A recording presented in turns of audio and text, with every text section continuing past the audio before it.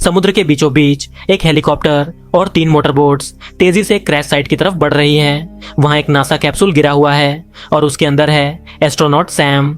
Rescue team उसे बाहर निकालती है और जल्दी से अस्पताल ले जाती है। कुछ घंटों बाद सैम होश में आती है। उसे चक्कर आ रहे हैं और सब कुछ धुंधला धुंधला लग रहा है। वो कमरे के चारों ओर नजर दौड़ाती है और हैरान रह जाती है जब वो देखती है कि एक पेन हवा में तैर रहा है। वो उसे छूने के लिए हाथ बढ़ाती ही है कि तभी कुछ लोग कमरे में दाखिल होते हैं। सैम फिर देखती है पेन अब ट्रे पर पड़ा है। अचानक उसे उल्टी आने लगती है। डॉक्टर तुरंत पास आते हैं और कहते हैं कि ऐसा होना सामान्य है। वे सैम से कुछ सवाल पूछते हैं ताकि पता चले कि उसकी मानसिक हालत ठीक है या नहीं। सैम उन्हें तैरते हुए पेन के बारे में बताती है। डॉक्टर मुस्कुराते हैं और कहते हैं ऐसी एंटी ग्रेविटी हेलुसिनेशंस स्पेस से लौटने के बाद अक्सर होती हैं। सैम का हाथ सूजा हुआ है लेकिन टूटा नहीं। शायद लैंडिंग के वक्त कहीं टकरा गया होगा। डॉक्टर उससे पूछते हैं कि असल में क्या हुआ था। सैम बताती है कि उसे मिशन कंट्रोल से कुछ कोऑर्डिनेट्स मिले थे। सब कुछ सही चल रहा था लेकिन अचानक कुछ टकराया। शायद वो फ्री फॉल के दौरान बेहोश हो गई थी। उसे खुद भी ठीक से याद नहीं। डॉक्टर बताते हैं कि कोई चीज कैप्सूल को आर पार कर गई थी और उसका हेलमेट भी टूट गया था। उन्हें पता नहीं वो क्या था। शायद किसी उल्कापिंड के टुकड़े ने टक्कर मारी हो। अब उसके सूट से लिए गए कणों की जांच चल रही है। थोड़ी देर बाद सैम से मिलने उसका पति मार्क और बेटी इज्जी आते हैं लेकिन क्वारंटीन नियमों की वजह से वो बस शीशे की दीवार के आर पार ही बात कर सकती है। थोड़ी देर बाद उसका पिता विलियम भी आता है। वो बताता है कि पेंटागन नासा के साथ मिलकर इस दुर्घटना की जांच करेगा क्योंकि सैम की रीएंट्री के वक्त कुछ अजीब रेडियो फ्रीक्वेंसीज पकड़ी गई थीं। सरकार ने उसे एक खास सरकारी घर दिया है ताकि वो मीडिया की नजरों से दूर रहकर आराम कर सके। तभी एक डॉक्टर बीच में आ जाता है। सैम को और टेस्ट के लिए ले जाना होता है। वो शीशे के आर पार अपनी बेटी का हाथ छूती है और वादा करती है जल्द मिलूंगी बेबी। फिर एक पूरे कॉन्वॉय के साथ सैम को उस सरकारी घर ले जाया जाता है जो सुनसान इलाके में है। मिशेल उसे घर दिखाती है और बताती है कि ये जमीन 1950 के दशक में हथियारों की टेस्टिंग के लिए खरीदी गई थी। अब इसे डिप्लोमेट्स के रेस्ट हाउस की तरह इस्तेमाल किया जाता है। बाहर एक टेलीस्कोप भी लगा है ताकि सैम स्पेस को मिस न करे। लेकिन जैसे ही सैम टेलीस्कोप से देखती है उसे कान फाड़ देने वाली आवाज़ सुनाई देती है। वो चक्कर खाकर पीछे हटती है। उसकी आंखों के सामने अजीब रोशनी और झिलमिलाते दृश्य आते हैं जैसे कोई पुरानी यादें जाग रही हों। मिशेल उसे संभालती है और कहती है ऐसा होना बिल्कुल सामान्य है। फिर वो समझाती है तुम्हें तरह तरह के लक्षण महसूस होंगे, नोजबल्ट, हेल्यूसिनेशन, डिजीनीज। बस रिकवरी पर ध्यान दो। 2 महीने में तुम्हारा फिटनेस टेस्ट होगा। टीम के चले जाने के बाद सैम को भयंकर सिरदर्द होता है। वो तापमान चेक करती है पर बुखार नहीं है। हाथ की पट्टी हटाकर देखती है। सूजन अब गहरे नीले निशान में बदल चुकी है। वो सामान अनपैक करने लगती है लेकिन तभी उसकी नाक से खून निकलने लगता है। वो कपड़ा लेने किचन में जाती है। तभी उसकी बेस्ट फ्रेंड वेल का वीडियो कॉल आता है। दोनों बात करते हैं लेकिन अचानक सैम कुछ सेकंड के लिए बिल्कुल ठहर जाती है। उसकी नजर पिछवाड़े के आंगन में टिक जाती है। वेल उसका नाम पुकारती रहती है।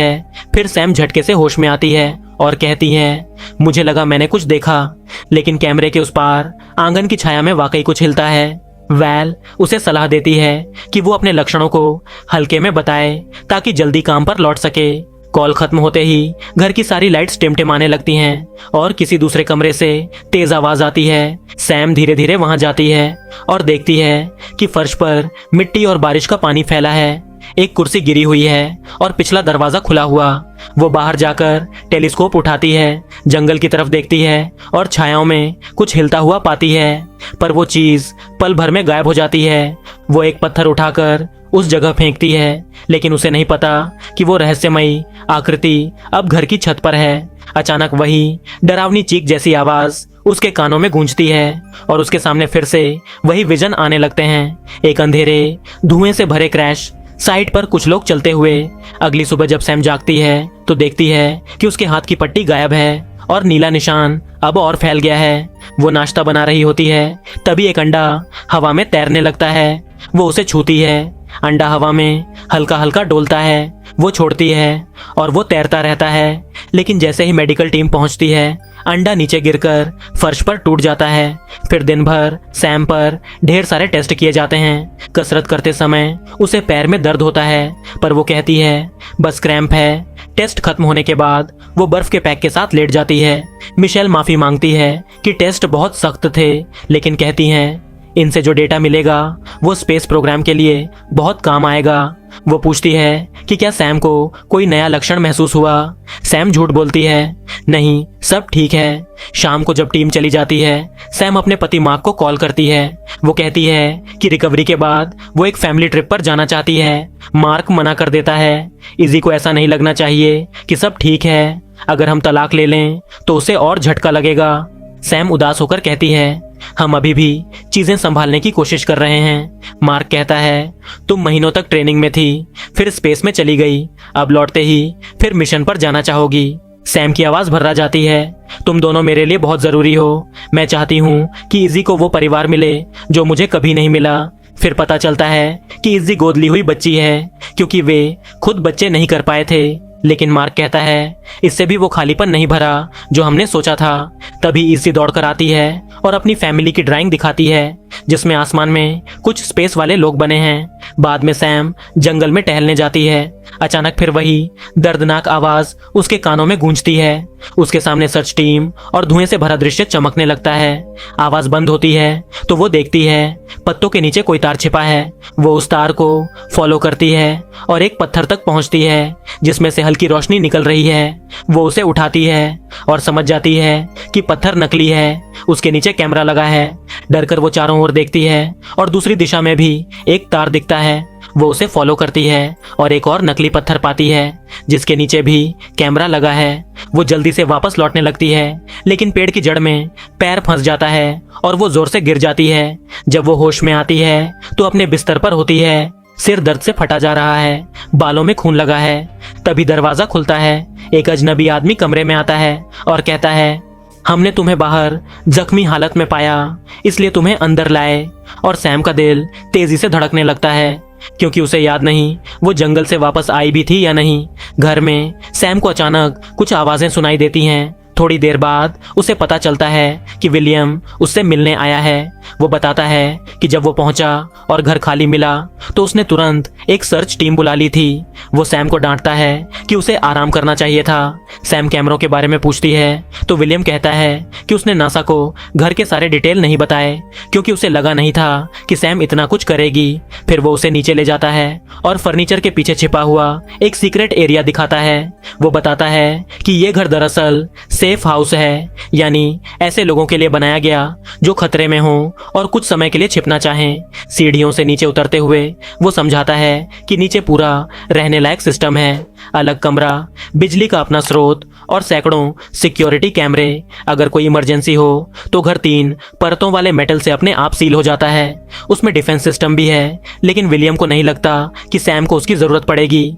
जब विलियम चला जाता है तो सैम नोटिस करती है कि उसके हाथ का नीला निशान अब उसके बाजू तक पहुंच गया है। वो फोटो खींचकर अपनी दोस्त वेल को भेजती है, जो उसे सिर्फ बर्फ लगाने को कहती है। शाम को सैम जैकुजी में रिलैक्स कर रही होती है। तभी हवा अचानक रुक जाती है और जंगल से अजीब आवाजें आने लगती हैं। 1 सेकंड बाद हवा फिर चलने लगती है। सैम डर जाती है, अंदर जाती है और मार्क को कॉल करती है, लेकिन वॉइसमेल पर चला जाता है। तभी लाइट्स फ्लिकर करने लगती हैं। वो टॉर्च लेकर बालकनी में जाती है, लेकिन कुछ नहीं दिखता। वापस आते ही लाइट्स चली जाती हैं और दरवाजे पर एक डरावना मॉन्स्टर जैसा साया दिखाई देता है। सैम समझ नहीं पाती कि उसने सच में कुछ देखा या नहीं। दोबारा देखने पर वो चीज गायब हो चुकी होती है।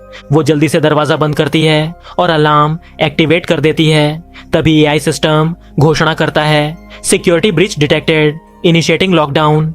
सारे दरवाजे और खिड़कियां मेटल पैनल से बंद हो जाते हैं। अब सैम घर के अंदर फंस चुकी है। वो कॉल करने की कोशिश करती है लेकिन नो नेटवर्क। अचानक एक तेज स्क्रीचिंग आवाज होती है जो उसके कान फाड़ देती है।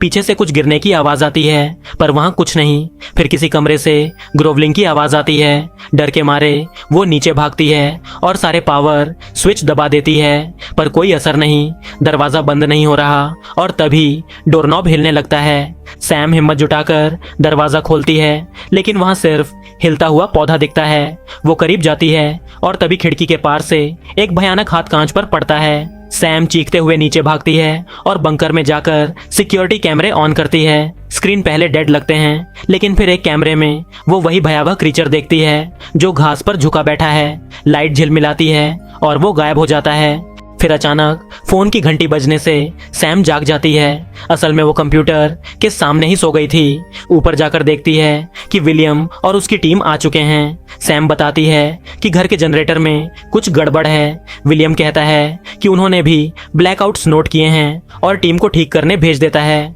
सैम डर के मारे बताती है कि कोई चीज घर में घुसी थी तो विलियम वादा करता है कि वो फुटेज देखेगा। डॉक्टर मिशेल उसकी चोटें देखती हैं और कहती हैं कि ये सामान्य नहीं है, इसलिए एक्सरे करवाना पड़ेगा।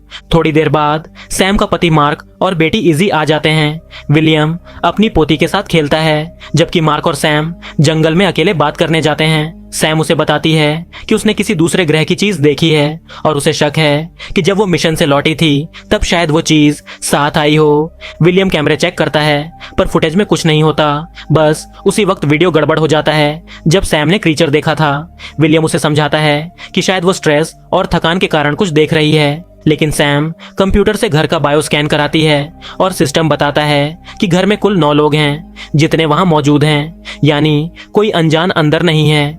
बाद में मार्क और इजी जंगल में टहलते हैं। तभी इजी अचानक गायब हो जाती है। कुछ सेकंड बाद वो पीछे से आती है हाथ में एक मरा हुआ कीड़ा लेकर। तभी जंगल के सारे कीड़े एक साथ चिल्लाने लगते हैं और हजारों कीड़े आसमान से गिरकर खिड़कियों पर चिपक जाते हैं। कुछ ही मिनटों में पूरा घर अंधेरे में डूब जाता है। टीम आती है और कहती है कि शायद पर्यावरणीय असामान्यता के कारण ऐसा हुआ, लेकिन सैम के पैर में खून निकलने लगता है और जब वो जांचती है तो उसका नाखून उखड़ जाता है। अब उसके पैर से लेकर कंधे तक अजीब सा संक्रमण फैल चुका है। लाइट्स फिर से फ्लिकर करने लगती हैं। वो इंटरनेट पर सर्च करती है और पता चलता है कि जियोमैग्नेटिक डिस्टर्बेंसेस ऐसे ही लक्षण पैदा कर सकती हैं और कई लोग इन्हें यूएफओ साइटिंग्स और एब्डक्शन से जोड़ते हैं। अचानक उसके पीठ पर भी वही निशान दिखाई देते हैं। डर के मारे वो अलार्म ऑन करती है और तभी आवाजें फिर सुनाई देती हैं। उसी वक्त मार्क फोन करता है। वो रास्ते में है। सैम रोकर पूछती है, क्या मैं एक अच्छी माँ थी? फोन पर मार्क हैरान रह जाता है और तभी एआई की आवाज गूंजती है, security breach detected, lockdown initiated. घर फिर से बंद हो जाता है और सैम आखिरी बार कहती है, मार्क घर में कुछ है। फोन पर मार्क की आवाज अचानक टूटने लगती है जैसे कोई अजीब सी गड़बड़ी हो रही हो। सैम बंकर की सीढ़ियां उतरने लगती है। तभी उसकी पीठ में इतना तेज दर्द होता है कि वो लुढ़क कर नीचे गिर जाती है।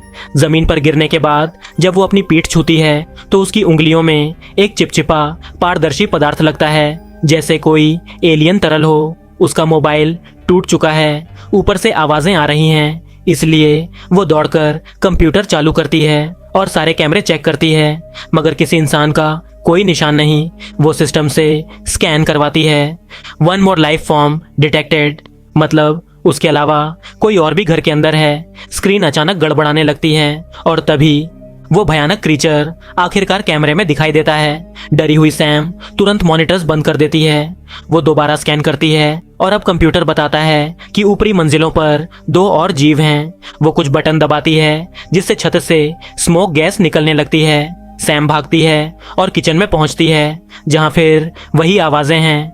वो फर्नीचर के पीछे छिप जाती है और ओवन के शीशे में क्रीचर की परछाई देखती है। सौभाग्य से वो उसे नहीं देख पाता और आगे बढ़ जाता है। सैम धीरे धीरे दरवाजे की ओर जाती है लेकिन तभी दूसरा मॉन्स्टर अंदर आता है। वो फिर छिप जाती है और जैसे ही दोनों चले जाते हैं वो बाहर निकलती है। अब वो बाथरूम में जाकर दरवाजा फर्नीचर से ब्लॉक कर देती है। उसका नीला निशान जलने लगता है तो वो पट्टी हटाती है और देखती है कि उसकी पूरी त्वचा किसी अजीब पदार्थ से ढकी हुई है। क्रीचर दरवाजा तोड़ने की कोशिश कर रहे हैं तो सैम शॉवर के अंदर छिप जाती है। वो ऊपर एयर वेंट देखती है लात मारकर ढक्कन तोड़ती है और दीवारों के बीच के रास्ते में घुस जाती है। उधर बाहर मार्क और इजी पहुंच चुके हैं। वे देखते हैं कि घर पूरी तरह लॉकडाउन मोड में है। मार्क सैम को कॉल करता है लेकिन कोई जवाब नहीं। इजी कार से बाहर निकलती है क्योंकि उसे जंगल की तरफ एक रोशनी दिखाई देती है। मार्क उसके पीछे भागता है और देखता है कि वो किसी अजीब चमकते उजाले की ओर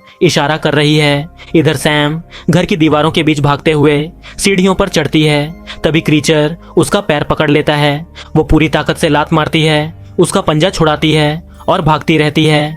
उसके घाव अब नीली रोशनी से चमकने लगते हैं। वो एक सीढ़ी पाती है और उससे होकर बाहर निकलती है, सीधे जंगल के बीच। वो पेड़ों के बीच भाग रही है। उसके घाव चमक रहे हैं और चारों ओर से वही मॉन्स्टर जैसी आवाजें आ रही हैं। सड़क पर अब विलियम और उसके हथियारबंद लोग पहुंच चुके हैं। वो कहता है, remember we are dealing with something intelligent, और अपनी टीम को अंदर भेज देता है। जंगल में सैम गिर जाती है और रोते हुए दया की भीख मांगती है। तभी एक क्रीचर उसके सामने आता है, उसका ठोड़ी उठाता है और शांत नरम निगाहों से उसे देखता है। वो अपनी भाषा में कुछ बोलता है और सैम को आश्चर्य होता है कि वो हर शब्द समझ पा रही है। धीरे धीरे और भी क्रीचर वहां आते हैं। पहला वाला कहता है, वी मिस्ड यू। सैम कांपती आवाज में पूछती है, तुम लोग कौन हो? वो जवाब देता है, we are your family. Sam के चेहरे पर उलझन है। वो अपना सिर उसके माथे से लगाता है, रिमेंबर चाइल्ड। और तभी सैम के दिमाग में वो सारी पुरानी विजन साफ दिखने लगती हैं। सच सामने आता है, सैम असल में इंसान नहीं थी, वो एक एलियन थी। कई साल पहले उसका असली परिवार अपने जहाज में धरती पर क्रैश हुआ था। विलियम और उसकी टीम ने उन्हें पकड़ने की कोशिश की, इसलिए सभी भाग निकले। भागते हुए सैम उनसे बिछड़ गई और खुद को छिपाने के लिए कैमोफ्लेज डिवाइस इस्तेमाल किया। जब विलियम ने उसे पाया, वो एक छोटी बच्ची जैसी दिख रही थी और उसी दिन उसने उसे गोद ले लिया। सैम का एलियन परिवार सालों से उसे ढूंढ रहा था। उन्हीं में से किसी ने उसका स्पेस कैप्सूल भेजा था ताकि वो जाग सके। वर्तमान में मार्क और इजी जंगल में सैम को पाते हैं, लेकिन अब उसके चारों ओर चमकते एलियन खड़े हैं। इजी डर जाती है क्योंकि उसकी माँ का शरीर अब चमक रहा है, बिल्कुल इंसानों जैसा नहीं। सैम उसे शांत करती है, डरो मत, कोई तुम्हें चोट नहीं पहुंचाएगा। उसी वक्त विलियम पहुंचता है। वो कहता है कि उसे हमेशा पता था कि सैम क्या है। वो बताता है कि उसने ही उसे एस्ट्रोनॉट बनने के लिए प्रेरित किया था ताकि एक दिन वो उसे चारा बना सके और बाकी एलियंस को पकड़ सके। वो अपनी टीम को कॉल करता है और सैम से कहता है, टेल देम टू सरेंडर, लेकिन सैम मना कर देती है। विलियम बंदूक निकालता है, तभी मार्क झपट कर उसे गिरा देता है और कुछ घूंसे मारता है। इस बीच सैम की मानव डिस्गाइज पूरी तरह खत्म हो जाती है। अब वो अपनी सच्ची एलियन शक्ल में सामने आती है। सैनिक पास आ रहे हैं तो मार्क कहता है, go for your own sec. Easy अपना हाथ उठाती है और सैम अपनी चमकती पंजे वाली हथेली से एक आखिरी बार उसे छूती है। फिर सैम अपने असली परिवार के साथ भाग जाती है। आसमान में एक तेज रोशनी वाला स्पेसशिप उठता है और सैम की एलियन फैमिली धरती छोड़कर चली जाती है। और इसी के साथ ये कहानी यहीं पर खत्म हो जाती है। तो दोस्तों, उम्मीद करता हूँ कि आपको ये एक्सप्लेनेशन पसंद आई होगी। अगर आपको पसंद आई तो इस वीडियो को लाइक, शेयर और चैनल को सब्सक्राइब कर दीजिए। और इसी तरह की वीडियो देखने के लिए स्क्रीन पर आ रही वीडियोस या फिर डिस्क्रिप्शन में दिए गए लिंक को चेक कीजिए। मिलते हैं अगले वीडियो में, तब तक के लिए बाय।